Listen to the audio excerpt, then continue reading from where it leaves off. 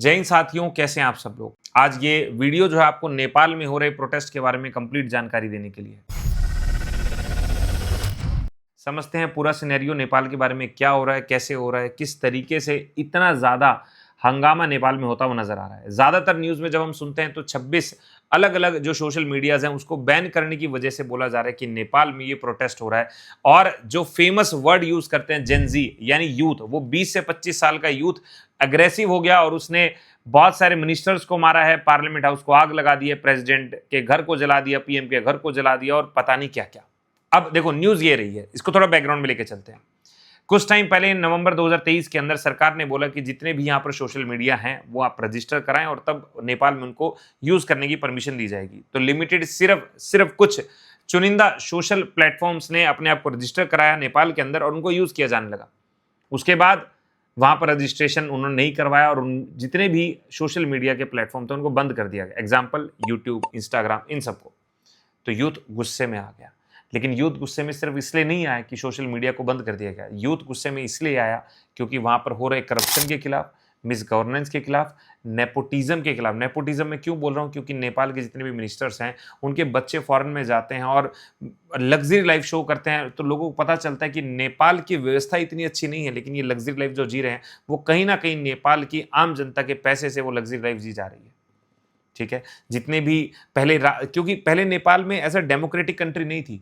2006-2008 के सिनेरियो के दौरान हम देखते हैं कि यहाँ पर मोनार्की जीवन चल रहा था। हमारा आखिरी राजा है, इनका नाम है किंग ज्ञानेंद्र सिंह। वो आखिरी राजा रहे हैं। उनको हटाने के बाद डेमोक्रेसी आई, लेकिन कोई भी सरकार अच्छे से काम नहीं कर पाई और चुनिंदा लोग ही इस पूरे सरकार के मॉडल को खेल रहे हैं। कभी वो बन जा रहे, कभी वो बन जा रहे। गिनती के 4-5 लोग और वही लग्जरी लाइफ जी रहे हैं, उन्हीं के बच्चे लग्जरी लाइफ जी रहे हैं। अब यहाँ से एक चीज तो क्लियर हो गई कि यहाँ पर सीधे सीधे तौर पर हर मंत्री के खिलाफ कुछ ना कुछ करप्शन के चार्ज थे और यहाँ पर एक रूल भी है कि जिस मंत्री के खिलाफ करप्शन का चार्ज है तो उसके ऊपर कोई एक्शन नहीं लिया जाएगा। तो जनता और भड़क रही है। अगर यहाँ पे कुछ बेरोजगारी की बात करें तो बेरोजगारी का दर, अनएम्प्लॉयमेंट यूथ 20.8 है, लेबर फोर्स 37% इंगेज है, ओवरऑल बेरोजगारी 13% के अराउंड है और वही हेड काउंट बेरोजगारी की अगर बात करें तो लगभग 25% के आसपास है। जब इतना बेरोजगारी होगा तो लोग कैसे काम करेंगे? गुस्सा तो आएगा ही आएगा। और ऊपर से जो थोड़ा बहुत सोशल मीडिया के थ्रू कहीं ना कुछ अटैच करने की कोशिश की गई, उसको भी बैन करने की बात की गई। हालत इतने खराब हो गए हैं कि नेपाल के लोग रशिया यूक्रेन वॉर में शामिल हो रहे हैं कि कुछ पैसा तो वहां से भी कमा लिया जाए और वहां पे जाके रशियन आर्मी में जो है अपने आप को इंडल्ज कर रहे हैं, शामिल हो रहे हैं। हालत अब कुछ समझ सकते हैं। तो इतना भड़कने के बाद अब 8 सितंबर को एक पीसफुल मार्च होता है, लेकिन इस पीसफुल मार्च को पुलिस रोकती है। लोग जाने की कोशिश करते हैं, उनके ऊपर आंसू गैस के गोले, उनके ऊपर रबर बुलेट्स, ये सब तो ठीक था, लेकिन फाइनली ओपन फायर हो जाता है। 19 लोग मारे जाते हैं। अब इतना जब हो जाने के बाद यूथ ऑब्वियस सी बात है भड़क जाएगा। पूरा नेपाल के अलग अलग कोने पर यहाँ पर प्रोटेस्ट जो है चरम सीमा पर आ जाता है, आंधी की तरह बढ़ जाता है। हजारों लोग सड़कों पर आ जाते हैं, पुलिस रोक नहीं पाती है।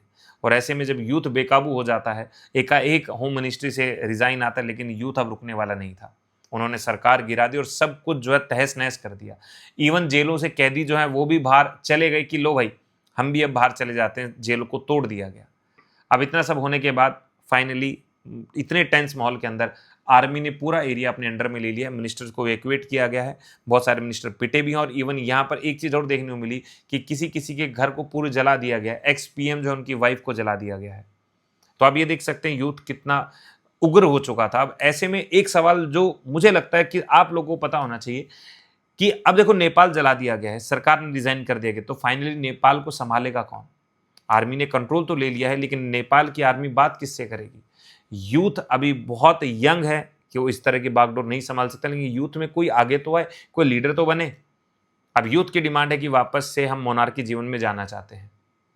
अब डेमोक्रेसी रहेगी या मोनार्की रहेगी तो आने वाला समय बताएगा, लेकिन फिलहाल नेपाल का फ्यूचर खतरे में है और ये बात पूरे दुनिया में पता चल गई है। अगर कोई गवर्नमेंट लोगों को इतना परेशान करेगी कि एक समय आएगा वो लोग टूट जाएंगे, परेशान हो जाएंगे और फिर यही हाल होगा जो आज नेपाल में हुआ है।